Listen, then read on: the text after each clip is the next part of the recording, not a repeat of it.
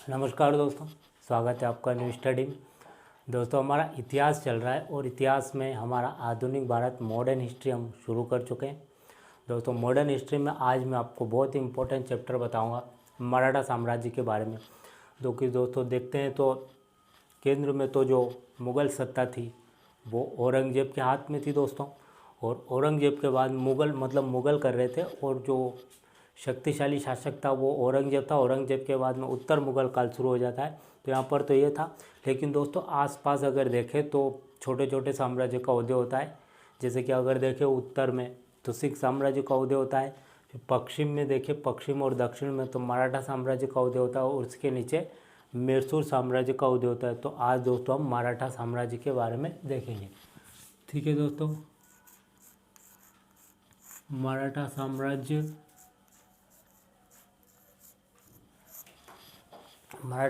को हम देखते हैं। तो देखिए मराठा साम्राज्य की दोस्तों जो नींव डाली है वो डाली है शिवाजी ने। तो दोस्तों हम स्पेशली शिवाजी को आज पढ़ने वाले हैं। शिवाजी के बारे में आपको डिटेल जानकारी दूंगा। जो कि दोस्तों अगर शिवाजी के बारे में अगर देखें तो इनका टाइम पीरियड अगर देखें 1627 से 1680 तक माना जाता है। 1627 में उनका जन्म हुआ था जो शिवनेर दुर्ग है वहाँ पर, और 1680 में उनकी मृत्यु थी। 53 वर्ष वो जिए थे। ठीक है दोस्तों, इनके पिताजी का नाम अगर देखें तो साजी भोसले था, और माताजी का नाम जीजाबाई था। ठीक, इनके जो पिता थे दोस्तों, जो बीजापुर था यहाँ पर दोस्तों अगर देखेंगे तो जो बहमनी साम्राज्य हुआ करता था, जैसे कि ऊपर यहाँ पर देखें तो बहमनी साम्राज्य था यहाँ पर, और नीचे देखें तो विजयनगर साम्राज्य हुआ करता था। ठीक है, मध्यकाल में। लेकिन दोस्तों 1565 में तालीकोटा का युद्ध हुआ। उस युद्ध के बाद में क्या होता है कि दोनों साम्राज्य टूट जाते हैं समय के साथ। हर साम्राज्य हमेशा तो रहेगा नहीं, कभी न कभी टूटेगा। तो दोनों टूट जाते हैं, और इससे जो 5 राज्य उभर कर आते हैं, जैसे कि अगर देखते हैं तो यहाँ महाराष्ट्र में एक अहमदनगर है, फिर नीचे बीजापुर है, यहाँ पर दोस्तों बरार आ जाता है, यहाँ गोलकुंडा आ जाता है, और यहाँ बीदर आ जाता है। ये 5 राज्यों में टूट जाता है ना। बरार है, बीदर है, बीजापुर है, अहमदनगर है, गोलकुंडा, ये 5 राज्यों में। तो जो बीजापुर है दोस्तों, बीजापुर में आदिल शाही वंश हुआ करता था। ठीक है, तो बीजापुर में जो आदिल शाही वंश था वहाँ उसके जो शिवाजी के पिताजी थे जिसका नाम था साजी भोसले, वो नौकरी करते थे। ठीक है, उनके यहाँ नौकर थे, नौकरी करते थे सेना के पद पर छोटी मोटी। फिर क्या हुआ दोस्तों कि जो उनके पिता थे वो उनके साथ नहीं रहते थे, जैसे जीजाबाई के साथ नहीं रहते थे, वो मैं दूसरी पत्नी के साथ रहते थे। जैसे कि दोस्तों हम देखते हैं, जो इतिहास में हम देखते हैं तो जो पुरुष हुआ करते थे वो कितनी भी शादियां किया करते थे, और महिलाएं नहीं करती थी। महिलाओं एक ही पति होने के बाद अगर मर जाता था तो उसको सती होना पड़ता था। तो दोस्तों ये नियम था। तो वो जो दूसरी पत्नी उनके साथ रहते थे साजी भोसले, जीजाबाई शिवाजी के साथ पूना में रहती थी। अब क्या होता है दोस्तों, जैसे भी शिवाजी धीरे धीरे बड़े होते रहते हैं, और उस समय जो औरंगजेब की जो नीति थी दोस्तों, कट्टर मुस्लिम नीति थी। हर तरफ मुस्लिम धर्म का प्रचार हो, और अधिक से अधिक गैर मुस्लिम से अधिक टैक्स लिया जाए, और अधिक से अधिक इसका विस्तार हो, और मंदिर तोड़े जाते थे और सब दूर, और जो हिंदू होते थे उनको परेशान किया जाता। दोस्तों ये नीति औरंगजेब चला रहा था।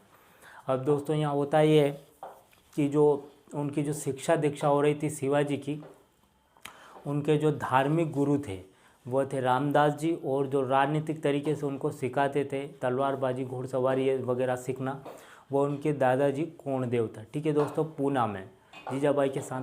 और बचपन से ही जो जीजाबाई थी उनको धार्मिक तरीके से हर तरफ धर्म, जैसे रामायण है, महाभारत है, इनकी कहानियाँ बताया करती थी, तो जिससे उनको और मोटिवेट मिला, और वो हम सुनते थे बचपन से।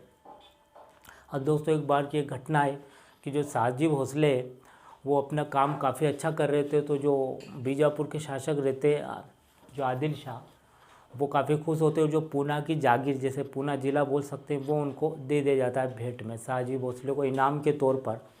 तो जो साजी भोसले वो अपने पुत्र शिवाजी को दे देते हैं। अब शिवाजी क्या होता है कि जो पूना क्षेत्र है वो शिवाजी के अंडर में आ जाता है। ठीक, तो वहाँ से क्या होता है कि उनकी महत्वाकांक्षा बढ़ जाती है, और वो कुछ अपने दोस्तों को, कुछ साथियों को लेकर एक छोटी सी टुकड़ी बनाते हैं, और उनका जो पहले से ही था कि मुझे आदिल शाह जो कि इतना क्रूर है उसके खिलाफ मुझे उसके विरुद्ध खड़ा होना है, उससे संघर्ष करना है। ये जो नीति चला रहा है अच्छी नीति नहीं है और इसको मुझे मुंह तोड़ जवाब देना है। दोस्तों इसी बीच 1640 में उनका एक विवाह भी होता है साईबाई से, जो उनकी उम्र 13 वर्ष थी दोस्तों। ठीक, तो हमने देखा। अब बात आती है 1643 की। 1643 में दोस्तों एक घटना होती है। 1643 में क्या होता है कि वो सिंहगढ़ का किला, एक किला है दोस्तों, अगर देखेंगे बहुत फेमस, सिंहगढ़ के किले को जीतते हैं। कौन वहाँ पर आक्रमण करते हैं बीजापुर के शासक के खिलाफ और सिंहगढ़ के किले को जीत लेते हैं। ठीक, तो जो बीजापुर का शासक है वो काफ़ी नाराज़ रहता है कि भाई वो जो उसका पुत्र है, अब पता चलता है कि ये जो हमारे राज्य में जो नौकरी कर रहा है साजी भोसले का लड़का ही है। तो साजी भोसले को क्या करते हैं वो मतलब उसको बताते हैं कि क्या कर रहा है, हम हमारे राज्य के खिलाफ तुम्हारा लड़का बगावत कर रहा है, तुम इसको रोको। तो वो बोलता है ठीक है महाराज। फिर दूसरा जो है 1646 में, उसके 3 वर्ष बाद अगर देखेंगे तो कोणार्क के किले को कोणार्क के किले को जीत लिया जाता है 1646 में। और फिर जो है बीजापुर का शासक वो उनके पिताजी जो रहते हैं शाहजी को बंदी बना लेता है कि बोले तुम्हारा पुत्र तो हमारे खिलाफ हमारे राज्य में हमारे किले को जीत रहा है और हमारे खिलाफ बगावत कर रहा है, तो उसको बंदी बना लेता है। शिवाजी को और गुस्सा आता है। तो शिवाजी फिर अगर देखें तो 1654 में अगर देखें तो एक रहता पुरंदर का किला, पुरंदर के किले को भी शिवाजी जीत लेते हैं। और जो इसी बीच अपनी एक राजधानी बनाते हैं रायगढ़ में 1556 में अपनी राजधानी रायगढ़ में बनाते हैं। ठीक है दोस्तों, ये दोस्तों अभी काम चला वो राजधानी जो कि अभी वो पूरी तरह से अपना साम्राज्य को विस्तृत कर रहे हैं, तो अभी स्थायी रूप से राजधानी नहीं, अभी चल रहा है काम। तो 56 में यहाँ पर अपनी राजधानी बनाते हैं। इसी बीच दोस्तों जो उनका साथ दे रहे थे वो उनके बचपन के साथी भी थे, जैसे तानाजी हुए, सूर्याजी हुए, जो साथी थे बाजी प्रभु देश पांडे और मुरारबाजी आबाजी। दोस्तों एक सेना इनकी ऐसी हुआ करती थी जो जंगलों में रहती, जिसको पिंडारी बोलते हैं। इतिहास में बहुत नाम सुनेंगे, पिंडारी बोलते हैं। उसका नेता उस समय शिवाजी के समय जो हुआ करता आबाजी था। पिंडारी एक जंगली सेना थी, तो वो गुप्त रहती थी, जब शिवाजी को ज़रूरत पड़ती थी तभी वो आते थे और न्यू गुप्त तरीके से जंगलों में रहते थे। अब दोस्तों एक बात की एक घटना होती है, क्या होता है कि अगर देखा जाए तो एक सेना की टुकड़ी जा रही, जो पिंडारियों का काम क्या होता था दोस्तों, जंगलों में रहते थे और रात के समय जो भी कोई निकलता था तो उससे युद्ध करते थे, उसको लूट लेते थे, उसको मार देते। ऐसा उनका दोस्तों चलता था, किसका, पिंडारियों का। तो देखा जाए तो एक समय की बात है कि एक सेना की टुकड़ी जा रही थी रात के समय और पिंडारी जंगल में, या दोस्तों अगर ये रास्ता जा रहा है मान लो यहाँ दिल्ली है, यहाँ मुग़ल रहता है और जंगलों से जो रास्ता जा रहा है, इस रास्ते में एक सेना की टुकड़ी जा रही थी और उसमें घोड़े पर लाद कर अगर देखा जाए दोस्तों तो हथियार वगैरह, तलवार और हीरा जवाहरात ये जा रहे थे। एक डोली हुआ करती दोस्तों, जो डोली रहती है हम पिछले समय में देखते थे ऐसे रहती है और उसको व्यक्ति उन पकड़ते हैं, ऐसे डोली रहती है जो कि उसमें लड़की को ले जाया जाता है जिसका विवाह होता है। तो दोस्तों उसी में एक राजकुमारी को ले जाया जा रहा था, कहाँ पर, मुग़ल वंश के दरबार में। जब पता चला पिंडारियों को तो पिंडारी आए और सैनिकों से संघर्ष किया और सारे सैनिकों को मार दिया। और क्या हुआ कि वो जो हीरा जवाहरात हथियार वगैरह लेकर और डोली को लेकर जिसमें राजकुमारी बैठी थी शिवाजी के दरबार में पहुँचे और शिवाजी को बताया कि महाराज हम आप ये लाए हीरा जवाहरात। तो शिवाजी काफ़ी खुश हुए कि ठीक है हीरा जवाहरात जमा करवा दो अपने खजाने में और जितना तुमको चाहिए ले लो। अब जो राजकुमारी को देखा शिवाजी नाराज़ हुए कि ये कौन राजकुमारी है। तो बोला कि महाराज ये राजकुमारी जा रही थी इन्हीं के साथ तो हम ले आए, अगर आपको सुंदर है, अगर आपको पसंद आती तो विवाह कर लो, नहीं तो दासी के रूप में कार्य करें। शिवाजी काफ़ी नाराज़ हुए कि नहीं ये दूसरे के वहाँ जा रही थी और ज़बरदस्ती हम कैसे रख सकते हैं, तो जाओ इनको सम्मान के साथ जो जाना चाह रही थी वहाँ छोड़ कर आओ। तो शिवाजी ऐसे व्यक्तित्व थे तो वह मतलब कि उनको फिर से सम्मान के साथ छोड़ कर आए। अब दोस्तों एक घटना होती है 1659 में, 1659 की क्या घटना होती है, 1659 में एक घटना होती है कि जो वो शासक हुआ करता था बीजापुर का अफजल खां। अफजल खां सूबेदार हुआ करता था बीजापुर का। जो आदिल शाह, हालांकि दोस्तों वो तो बीमार रहता था, उसकी जो पत्नी थी वो आदेश दिया करती थी। तो जो अफजल खां को बोला जाता है कि एक काम करो तुम, शिवाजी का जो कारवां है बहुत तेज़ी से बढ़ रहा है और बहुत तेज़ी से हमारे राज्य को ये समाप्त कर रहा है, अपने साम्राज्य में मिला रहा है, तो तुम इसके कारवां को रोको। तो अफजल खां एक तरकीब लगाता है और बोलता है कि वो बोलता है शिवाजी को कि एक काम करो, शिवा को संदेशा भेजता है कि हम दुश्मनी भूल जाते हैं और दोस्ती कर लेते हैं, तुम आ जाओ। तो शिवाजी इरादों से वाकिफ था। शिवाजी को लगता है कि ये जरूर कुछ चाल चल रहा है। शिवाजी अपने जो खास रहते हैं सैनिक उनके साथ, साथियों के साथ जाता है और पोशाक पहनकर, और उनके हाथ में एक नाखून रहते थे दोस्तों, नाखून जिसको बाघ नख या बिछुआ नख बोलते थे, वो लगा कर जाते और पोशाक पहनकर जाते अंदर लोहे की। जैसे अफजल खां के पास गए और अफजल खां ने भी अपनी सेना क्या है कि जैसे कि ये एक जगह मिलने का है, तो आसपास जंगलों में अपनी सेना को क्या किया था उसने पहले दबा दिया था। तो शिवाजी गए तो शिवाजी ने अपनी सेना को यहाँ पर आसपास दबा दिया। अब दोनों यहाँ पर मिलने का निर्णय किया एक जगह, दोनों मिलने लगे। तो अफजल खान ने बोला कि शिवा हम क्या करते हैं, दोस्ती कर लेते, दुश्मनी भूल जाते।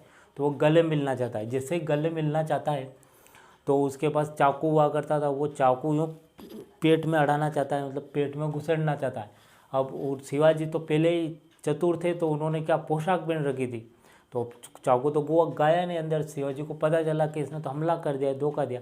तो उनके पास जो नाखून हुए करते थे वो उसके पेट में घुसेड़ देते और उसका पेट फाड़ देते हैं, और फिर जो उनके पास कटार थी वो उसके सीने में घोंप देते हैं और उसको बुरी तरह घायल कर देते। सैनिकों में आपस में काफ़ी युद्ध होता है और यहाँ से अफजल खान बुरी तरह घायल होकर वो किस तरह बचकर और कुछ समय बाद मरता है।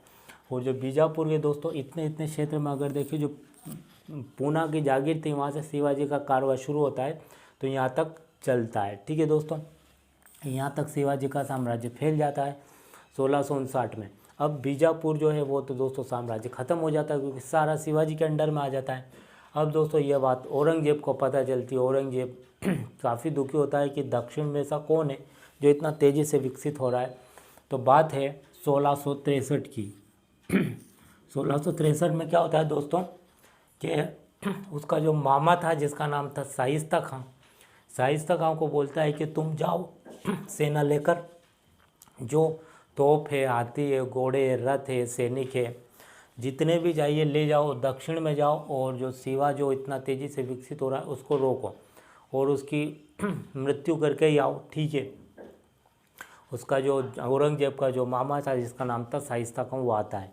अब दोस्तों आता है और एक किले पर वहाँ पर घेर कर बैठ जाता है।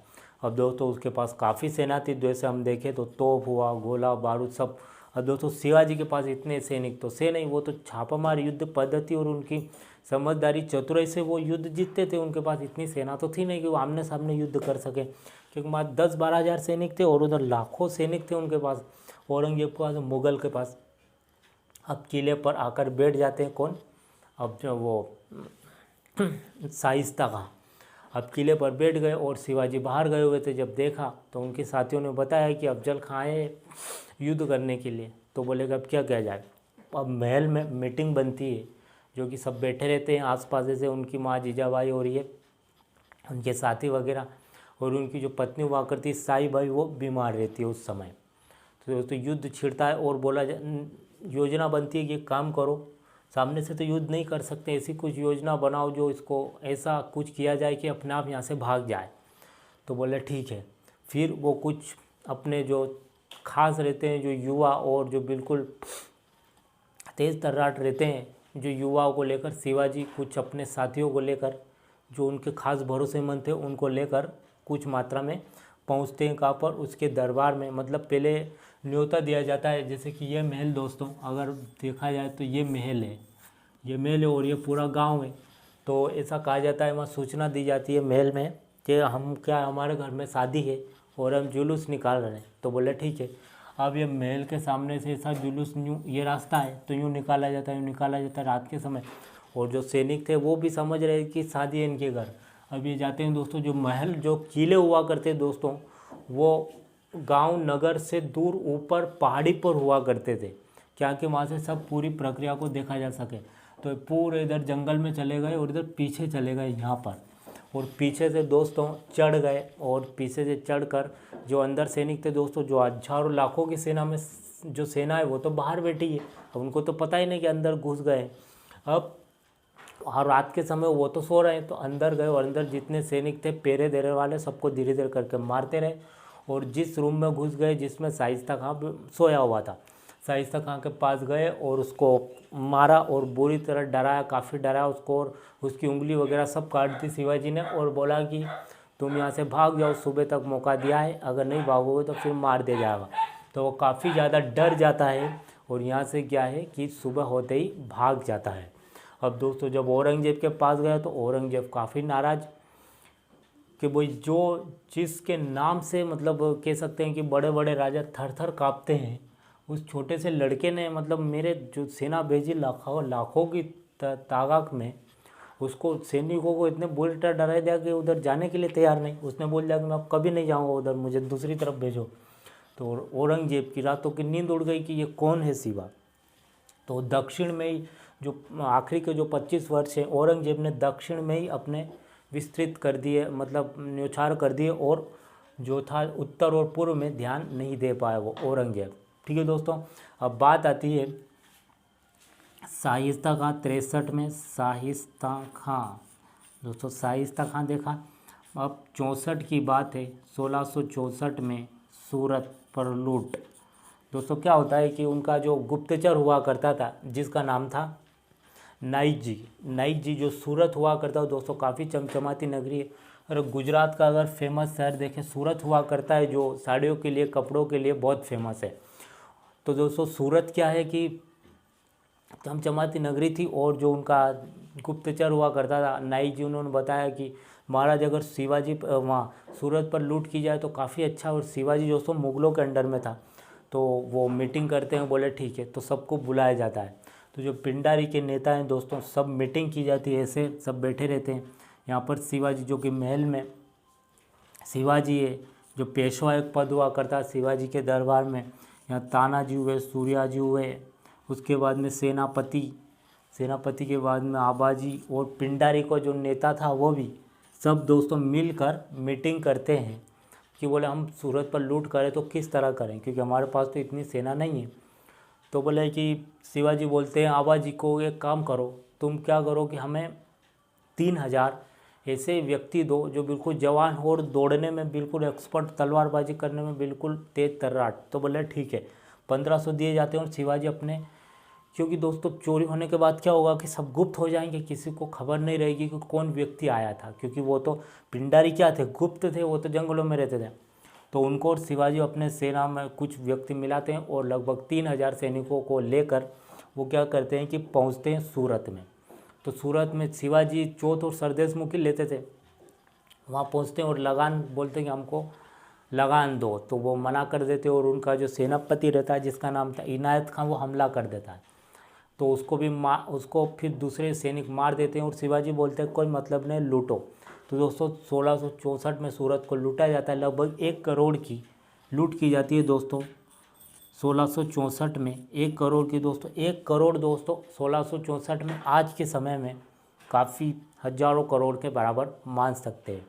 ठीक, अब उसके बाद में क्या होता है, 1665 में एक और घटना होती है दोस्तों। 1665 में अब ये बात पता चलती है औरंगजेब को, तो वो और ज़्यादा नाराज़ होता है, वो सो भी नहीं पाता है, क्योंकि उसको लगता है कि शिवाजी मेरे राज्य को लूट कर चला गया, मेरे क्षेत्र को। तो फिर वो क्या करता है कि एक जो कछुआ राजा जय सिंह रहता है, जय सिंह को भी सेना भेजता है, और बोलता है, और उसका जो मामा है पूर्व में भेजता था, पूर्व का राजा जो है जय सिंह को वहाँ से बुलाता है, और बोलता है कि तुम्हें जो सेना चाहिए वो ले जाओ, और शिवाजी की क्या है मृत्यु की खबर लेकर ही आना, नहीं तो मत आना। तो बोले ठीक है। अब जय सिंह सेना लेकर आता है, और क्या करता है कि जिस क्षेत्र में, जिस महल में शिवाजी का परिवार रहता था, उस क्षेत्र को क्या करता है कि घेर लेता है। अब शिवाजी आते हैं और शिवाजी को पता चलता है, तो वो बोलता है कि भाई परिवार को इसने घेर लिया, अब तो कुछ बता ही नहीं। तो वो क्या करते हैं, डायरेक्ट बोलते हैं जय सिंह को कि काम करो, संधि करो, संधि, तुम्हें जो चाहिए वो मिलेगा, परिवार को तो छोड़ो। संधि होती है दोस्तों, तो जो होती है वो पुरंदर की संधि होती है। पुरंदर के मेल में मैंने बताया कि जिस जगह पर संधि होती थी उसी जगह पर संधि का नाम पड़ता था। तो 20 जून 1665 को जयसिंह और शिवाजी के बीच संधि होती है, जिसमें 35 किले जीत लेते हैं शिवाजी। तो 35 में से 23 किले देने पड़ते हैं। और दूसरा कि वो अपने आप को और अपना पुत्र संभाजी और इन सबको क्या है कि सैन्य दरबार में ले जाना पड़ता है। तो वो 11 सैनिकों के साथ 65 में औरंगजेब के दरबार में पहुंचते हैं। अब जब औरंगजेब के दरबार में पहुंचते हैं तो औरंगजेब तो उनसे बात ही नहीं करता, ऐसा समझता ही नहीं कि ये कि राजा है। दोस्तों क्या होता है कि शिवाजी को गुस्सा आता है कि भाई मैं तो इतना समझ रहा था कि ये वो, लेकिन ये तो कुछ समझ ही नहीं रहा है। दोस्तों इतना क्रूर हुआ करता था औरंगजेब कि जो अगर कोई उसको थोड़ी आंख मिलाकर देख भी लेता था, नज़र उठाकर, तो वो इसका आंखें निकलवा लेता था। और कोई उसका कहना मानता नहीं था तो डायरेक्ट उसका सर काट दिया जाता था। और दोस्तों उसकी हाँ में हाँ अगर किसी ने मिला ही नहीं तो डायरेक्ट उसको मृत्युदंड दिया जाता था। दोस्तों वह इतना क्रूर हुआ करता था तो उसी के दरबार में उसको शिवाजी कुछ गुस्से में बोल देते हैं और वह फिर चले जाते हैं। अब दोस्तों जो महल में तो क्या है औरंगजेब रहता था और शिवाजी अपने तंबू अम्बू गाड़ कर महल के बाहर थे, क्योंकि उनको तो लाया गया था बंदी बनाकर। औरंगजेब एक आदेश देता है कि एक काम करो, कोई भी शिवा के पास नहीं जाएगा और इसको क्या करो आसपास तरीके से गुप्त तरीके से शिवाजी पर नज़र रखो शिवाजी क्या करता है। फिर आसपास तरीके से शिवाजी पर नज़र रखी जाती है। शिवाजी सोचते हैं तो बीमार होने का नाटक करते हुए औरंगजेब रिलैक्स हो जाता है कि अब तो शिवाजी बीमार हो चुका है, कुछ चाल नहीं चलेगा।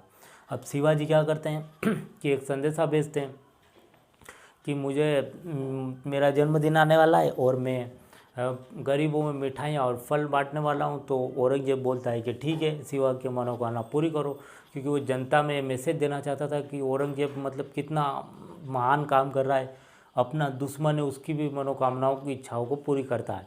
तो जो बड़ी बड़ी टोकरियाँ भर कर जाने लगी, पहले तो आदेश दिया गया था कि हर क्षेत्र जहाँ से जाएगा सैनिक क्या करेंगे उसकी जांच करेंगे टोकरियों की। अब दोस्तों ऐसी टोकरी हुआ करती थी ऐसी टोकरी हुआ करती उसमें भरा जाता था और इधर से 2 व्यक्ति उठाते, जैसे डोली को उठाया जाता है दोस्तों, यहाँ पर व्यक्ति उसको उठाकर क्या करते थे चलते थे, महल के बाहर जाते थे और नगरों में जाकर बांटते थे। तो इसमें भरा जाता था, शिवाजी अपने हाथ से भरते थे और उनके सैनिक, और मौका पाकर क्या हुआ कि सैनिक भी समझ गए कि इसमें क्या है, रोज़ क्या जाता है फल फ्रूट और मिठाई आ जाती है। तो एक समय देखा शिवाजी ने टोकरी पे बैठे और बाहर निकल गए। दूसरी टोकरी में क्या हुआ कि उनका पुत्र निकल गया, कुछ ऐसे ही निकल गए और रात का समय था, पीछे घोड़े तैयार थे और शिवाजी आए और घोड़े पे बैठकर भाग गए। अब किसी को तो पता ही नहीं चला कि शिवाजी भाग गए। अब किसी ने देखा तो फिर वो तो औरंगजेब को बात पता चली, काफ़ी नाराज़ हुआ। अगस्त 1666 तक शिवाजी ने अपने आप को आज़ाद करवा लिया और फिर 1670 में पुनः सूरत को लूटा और 1674 में एक काफ़ी महत्वपूर्ण है दोस्तों, 1674 अपना राज्याभिषेक करवाते हैं, अपने आप को